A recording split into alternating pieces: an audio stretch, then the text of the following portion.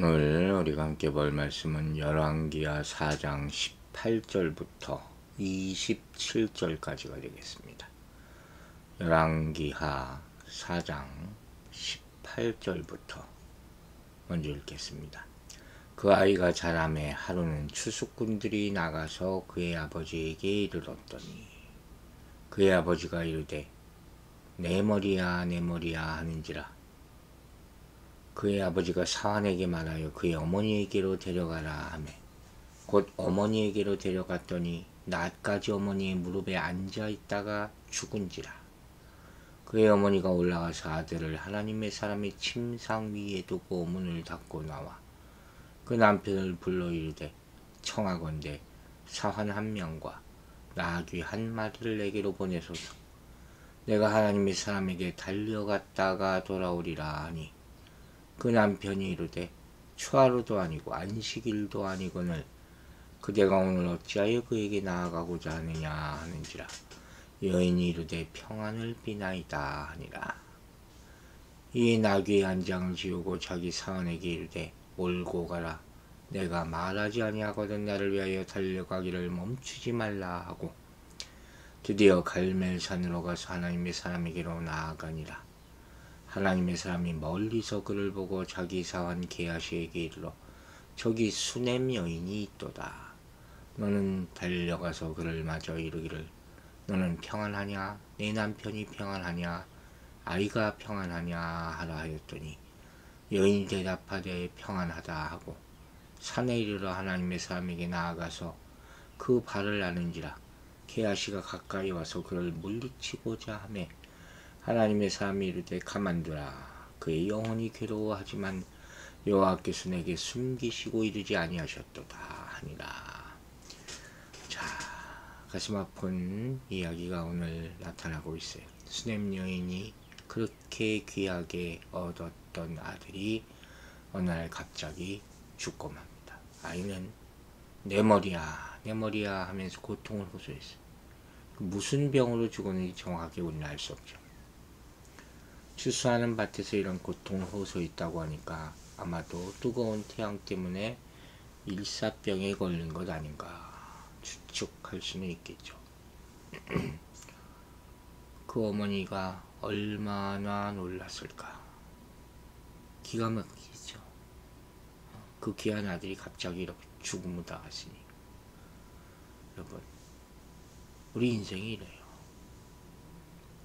아침부터 참 이런 이야기 하기가 쉽진 않죠. 그런데 생각해 보세요. 슬픔과 기쁨, 눈물과 웃음, 이건 인간의 삶의 경험 가운데 항상 밀접하게 존재하는 거예요.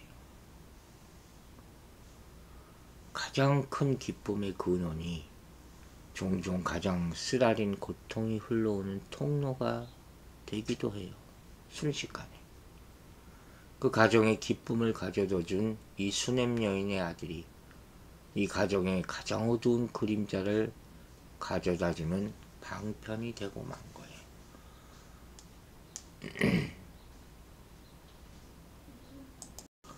지금 이 아이의 아버지는 아이가 고통을 호소할 때 응급조치를 취하지 않고 아이를 어머니에게 데려가라고 지시하고 있어요.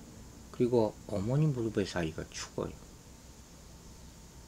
이 수넴 여인이 얼마나 참담하게 느껴지겠습니까?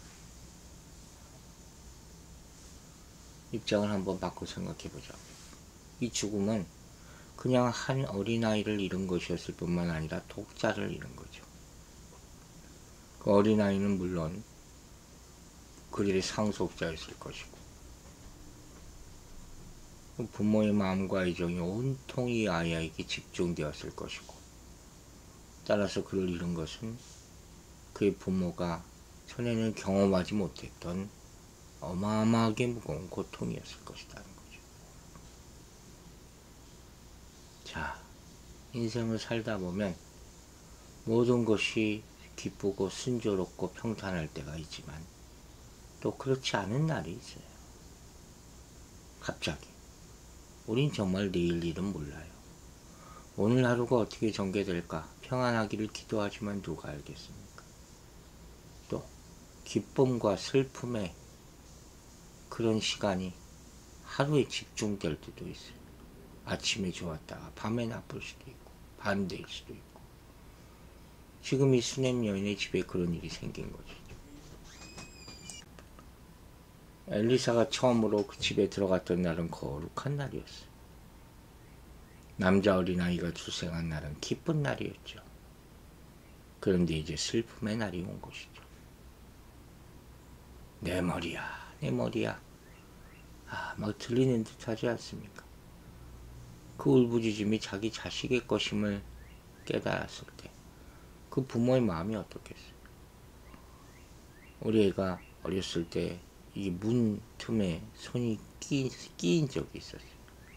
막 비명을 질렀어요. 그 생각이 나요. 얼마나 아플까. 아이를 데리고 차에 타고 응급실로 가는데 정말 간절히 기도하면서 가죠. 그 마음이 찢어져요.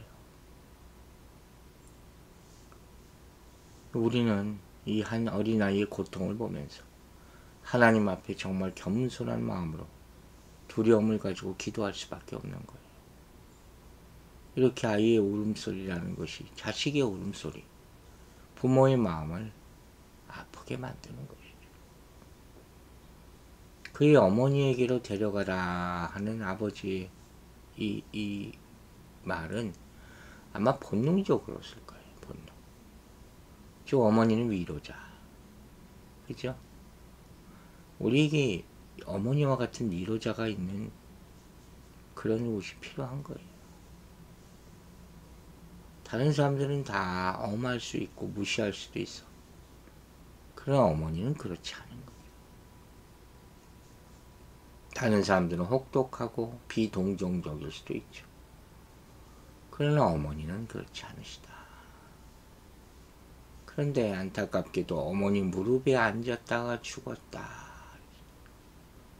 아기였을 때 그녀는 항상 기쁨으로 아들을 무릎에 앉히고 있었을 거예요. 얼마나 사랑스러웠을까. 근데 이제 그 무릎에 앉아서 죽었어. 어떤 생각이 들어갔어? 기가 막혔을 거예요. 이럴 때가 정말 그런 표현을 쓰죠. 이럴 때 우리는 내 영혼이 낭망하는 것을 볼 수밖에 없는 거죠. 그러나 참 놀랍게도 이 여인은 슬픔에 잠겨 있지만은 않았어요. 이 모습을 통해서 우리는 그녀가 얼마나 신앙의 사람인지를 보게 되는 것이죠. 여러분, 시련은 닥칠 수 있어요. 하지만 가장 어두운 시간에 하나님은 도와주실 수 있음을 꼭 기억하시기 바랍니다. 그리고 어떤 일이 벌어집니까?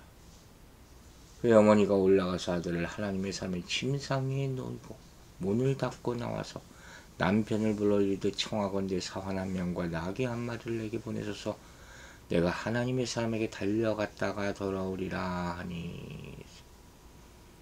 수냄 여인은 죽은 아이를 엘리사의 침상에 눕혀놓고 급히 갈멜산에 있는 엘리야를 찾아갑니다. 왜? 엘리사라면 이 문제를 해결할 수 있다는 생각이 들었고 만사를 제쳐놓고 그에게 달려간 것이죠. 아이 시신이 지금 문제가 아니에요. 남편의 질문도 들지도 않아. 바로 나귀를 타고 달려가는 거예요. 그런데 이 남편은 선지자 만나는 날 초하루나 안식일이라고 그러죠. 그때도 아닌데 왜 갔느냐고 물어요. 이성적이라고 해야 되나 뭐라고 해야 되나. 아마도 남편은 아이가 이미 죽었기 때문에 더 이상 방법이 없다고 포기한 상태라고 생각했을 수도 있고 지금 이 상황을 잘 모를 수도 있어요. 하지만 어머니는 포기할 수 없었다는 거죠. 남편의 질문에 평안을 비나이다 라고 대답한 것은 잘 될 거예요 라는 뜻으로 볼 수도 있어요. 해석할 수 있다는 거죠. 즉 이 말은 지금 이 상황에서 엘리사에게 희망을 걸고 있다는 뜻이죠. 그러니까 정말 이 여인 대단하죠. 지금 이 아들이 죽었어요. 근데 지금 남편에게 이런 자기 감정을 표현하고 제어하고 있는. 그런 모습이에요. 여러분, 울 때 울어야 될 때가 있죠. 참아야 될 때가 있죠. 신앙이라는 건 어떻게 역사하는 겁니다. 슬픔은 때로 우리 신앙을 파괴하지 않고 오히려 강화시키기도 해요. 그녀는 아마 아들이 회복되리라고 믿었던 것 같아요. 그리고 이때 이 믿음은 너무 강해서 남편하고 뭐 얘기할 겨를도 없어요. 신앙은 죽은 사람을 일으키는 가장 훌륭한 지렛대가 될 수 있어요. 그녀는 지금 가장 신속하게 필요한 것이 하나님의 사람이었어요. 그에게 슬픔을 쏟아놓을 것이고 도움을 강구할 것이다 하는 거죠. 행위가 없는 신앙은 죽은 것이다 말하지 않습니까? 우리 스스로 행할 수 있는 것을 행하는 것, 먼저 하나님께 기대하기 위한 전제 조건이에요. 이제까지 어떤 믿음을 가지고 살아왔느냐가 이때 나타나는 것이죠. 우리가 할 수 있는 한 다 해야 되는 거죠. 그리고 하나님이 개입하심을 간절히 구해야 되는 것이죠. 자, 여러분, 하나님을 믿는 성도의 삶에도 갑작스러운 위기와 상황이 닥칠 때가 있습니다. 어떻게 아무 일도 안 일어납니까? 그래서 중요한 것은 그럴 때 우리는 원망하고 좌절하는 대신에 항상 문제보다 크신 하나님으로부터 즉각 나아가야 한다 하는 것이죠. 문제에 압도당하거나 부질없이 사람의 도움을 구하지 말고 하나님의 도움을 구하는 여러분들 되시기 바랍니다. 인생에 어찌 문제가 없을 수가 있습니까? 성도에게도 이유가 설명되지 않는 삶의 문제가 항상 닥치는 거예요. 우리는 신앙의 핵심이 문제를 미연에 방지하거나 문제를 이길 수 있는 세상적인 능력을 소유하는 것이 아님을 기억해야 돼요. 그건 안 돼요. 불가능한 일이라고요. 신앙이라는 건 뭡니까? 자신의 문제를 넉넉히 해결할 수 있는 하나님을 의지하는 것입니다. 따라서 문제 앞에서 우리의 마음이 가장 먼저 어디를 향하고 있는지 이걸 오늘 점검해 보는 거예요. 바로 하나님이 나와야 돼요.